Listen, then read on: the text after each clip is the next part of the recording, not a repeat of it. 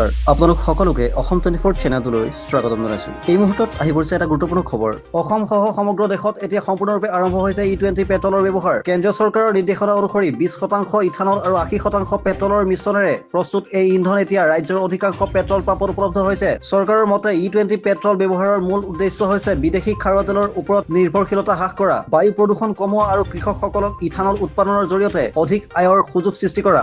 ইফালে নতুন ইন্ধনক লৈ ৰাজ্যৰ বহু যান-বাহন চালকৰ মাজত সৃষ্টি হৈছে মিশ্ৰ প্ৰতিক্ৰিয়া। কিছুমানে গাড়ীৰ মাইলেজ আৰু ইঞ্জিনৰ ওপৰত ইয়াৰ প্ৰভাৱক লৈ উদ্বেগ প্ৰকাশ কৰিছে। আনহাতে কেন্দ্ৰীয় পেট্ৰলিয়াম মন্ত্ৰালয় আৰু অটোমোবাইল বিশেষজ্ঞসকলে স্পষ্টকৈ জনাইছে যে E20 উপযোগী বা সঠিকভাৱে ৰক্ষণাবেক্ষণ কৰা বাহনত এই ইন্ধনে কোনো গুৰুতৰ সমস্যাৰ সৃষ্টি নকৰে। অসমতো পেট্ৰল পাম্পসমূহে E20 পেট্ৰল বিক্ৰী আৰম্ভ কৰাৰ পিছত সাধাৰণ গ্ৰাহকক নিজৰ বাহন E20 উপযোগী হয় নে নহয় সেয়া নিশ্চিত কৰি ব্যৱহাৰ কৰিবলৈ পৰামৰ্শ দিয়া হৈছে। ইয়াৰ মাজতে E20 পেট্ৰলক লৈ দেশজুৰি ৰাজনৈতিক বিতৰ্ক অব্যাহত আছে। চৰকাৰে এই পদক্ষেপক শক্তি সুৰক্ষা আৰু পৰিৱেশ সংৰক্ষণৰ বাবে গুৰুত্বপূৰ্ণ বুলি দাবী কৰাৰ বিপৰীতে কিছু মহলে অধিক স্বচ্ছতা আৰু গ্ৰাহকৰ উদ্বেগ দূৰ কৰাৰ দাবী উত্থাপন কৰিছে।